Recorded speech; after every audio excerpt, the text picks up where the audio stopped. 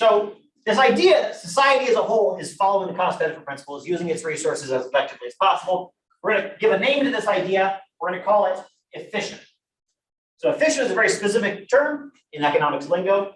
What it means is, not from the perspective of any individual person, but from the perspective of using all the resources from society's view as a whole, we are following the cost-benefit principle. We are setting marginal benefit equal to marginal cost. Efficient is not the same thing as profitable. It's not the same thing as, I don't know, a bunch of stuff. No, it's not the same thing as an individual person making themselves better off. It's the thing about everybody as a whole is we're allocating stuff as efficiently as possible. Right? That's what the idea is. We're going to come back to this idea of efficiency a number of different times when we start talking about things that take us away from that efficient point. You can sort of think of it as, what's the quantity and allocation of resources that uses those resources as efficiently as possible. So we've talked about how we can find marginal cost on our supply curve. We talked about how it comes from trying to set it equal to the marginal benefit, which is the price. We've talked about trying to find the marginal benefit on the demand curve, and we talked about how that comes from trying to set marginal benefit equal to marginal cost, which is the price. I also gave you a preview about how we can use this idea to try to figure out where the demand curve actually comes from. So let's see that in a bit more detail. Oh, and also on the supply curve, we're going to be able to figure out where the supply curve comes from. Let's continue with this idea of efficiency and economic surplus. We're going to get a bit more detailed into this idea. Right? What do we get from the existence of a market?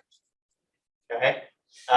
If we're trying to follow this cost-benefit principle, we're trying to use our resources most efficiently. Well, how efficiently is that, right? What are we or society getting out of the existence of a market, right? Why is it perhaps good to say that we have it as opposed to don't for any given particular market? Or maybe it's negative. Maybe we shouldn't have it. So if we take society's economic surplus, this idea that society's benefit of a good comes from the buyer getting to consume it, and the costs come from the seller having to produce it.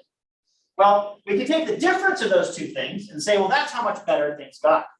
So if you produce an apple, it costs you, I don't know, 50 cents to make and sell that apple and ship it to me and produce it and all that good stuff, 50 cents. I eat the apple, I get $5 of benefit out of the apple, I really like it. How much better off was society just made? I just got $5 worth of value. It cost you 50 cents in resources. So society as a whole just got $4.50 better off, right? So let's take that idea and try to figure out if we can make something a little bit more useful. So if we take over society's point of view, the economic surplus adds up the difference between benefit and cost for everybody. Okay, so my apple, your apple, all the apples we've ever eaten, put them all together. We call this total surplus.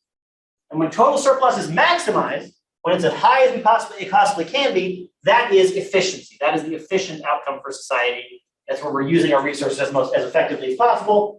Because if we could make total surplus higher, that means that there are ways that we could make society better off by either allocating stuff to people who want it more or producing it more with fewer resources.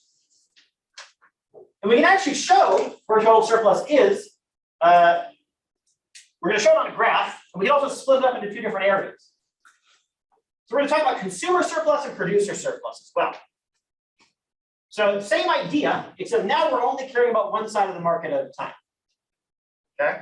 So I mentioned how we're going to be thinking about how stuff gets allocated, and we're also going to be able to figure out, well, when the market changes, are the benefits going to fall mostly for the producers or the consumers?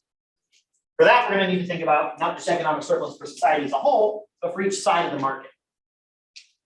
So consumer surplus is how much the consumers get out of the market. So let's go back to the apple example. I get to eat an apple, and I value it at $5, right? I got a lot of value out of that apple. How much did I have to pay for it? Let's say that it cost me $3. It's an expensive apple, right? How much value did I get out of that apple? Well, I got $5 of benefit. It cost me $3, so I got $2 of surplus, right? That is my consumer surplus as a consumer.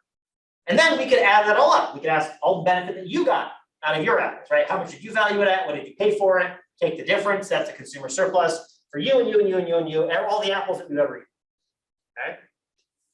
And we're going to add all that up. That's going to be our consumer surplus, or CS.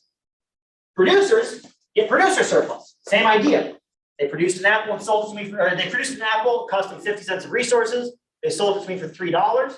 How much did they get out of this transaction? Well, they got $3 and they used 50 cents of resources, so they got $2.50. That is their producer surplus. Add that all up across all the apples ever produced. So with this idea in mind, thinking about where we get to our supply and demand curves from marginal benefit, marginal cost, we now have a way of figuring out who is this market working for? Is it working really well for the producers, for the consumers, for both? And we're going to be able to think about how changes in the market are going to affect that as well. Additionally, we can think of total surplus. Remember, that is from society's point of view, how much value is being generated by this market, as just being the sum of consumer surplus plus producer surplus, right? If the apple costs 50 cents of resources, I value it at $5, there's $4.50 in benefit somewhere there, right, for society as a whole, and it's being allocated up between consumer, producer, and certain ways. This is going to be true for now. We'll change this a little bit later once we start thinking about the benefits and costs to people who are neither consumers nor producers. But we'll get there. So, how can we find these things, right? This idea of consumer surplus and producer surplus. Well, I just told you, right? We take whatever value you got out of your good, subtract out what you paid for it. That is your consumer surplus for that individual unit. But we can also find it on our graph.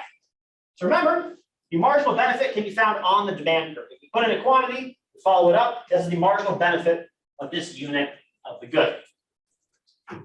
So the marginal benefit is also the most they'd be willing to pay, the reservation price, all that good stuff. So all we need to do to find the consumer surplus is take our demand curve and look at the price. So what are we going to do with that? So here's our demand curve. Here's where the price is, right? This line then represents the price they were willing to pay, right? That's their marginal benefit. That's how much they got out of the good. If I pick a particular unit of the good, let's say this one right here, here's the marginal benefit that was derived from this unit of the good. Here's how much they paid for it down here. So the difference between these two, right, the length from here to here, that's going to be the consumer surplus for that individual unit that was being bought, right? Here's the $5 for the apple that I bought. Here's the $3 that I paid for it. This distance, this $2 difference, is the consumer surplus that I got from that one apple. We just determined, here's my marginal benefit from that one apple that I bought. Here's how much I paid for it. I draw a line between them. That is the consumer surplus that I got from that one apple. But of course, I am not the only person buying an apple, right? This person also bought an apple. Here's their marginal benefit. Here's how much they paid for it. Here's the difference. This person also bought an apple. Here's their marginal benefit. Here's how much they paid for it. Here's the difference. And we keep going, and we keep going, and we keep going, and we keep filling it in for every single apple that was ever bought. And if we keep filling it in enough, then we get a triangle. Right? This triangle is just adding up all the individual little tiny lines that go between the demand curve and the price. Right? You follow that along, and as long as the demand curve is a straight line, which they're going to be in this class because it's nice and simple, you're going to get a triangle. So the area of that triangle, which I'm not going to make you calculate, but you know how to calculate the area of a triangle, is the total amount of consumer surplus, right? Because it adds up consumer surplus for every single individual apple that was sold to buy. A couple nice reminders, just rules of thumb to help it stick in your head. Because this is the consumer surplus, which has to do with demand. It is a triangle that we form where one of the lines on the triangle is the demand curve, right? Nice little reminder. So it's not down here where the supply curve is. Why would the consumer surplus to be touching the supply curve? It's a demand thing, so you'd be touching the demand curve. Also, it only applies to the units that we actually bought and sold, right? So it's not this part of the demand curve because these people are not actually buying any of the good. They can't be getting any consumer surplus out of it because they didn't buy it, right? You can't get benefit from an apple that you didn't eat or buy or interact with in any way, right? So it's just the demand, it's the part that touches the demand curve. It's just the part of the demand curve where we have units being sold. So wherever we get the quantity, we stop. And then it's relative, it's the difference between the demand curve, which is the price that you're willing to pay, and the actual price that you did pay, right? It doesn't continue on below this because whatever value we get out of it, we have to subtract out the costs that we paid.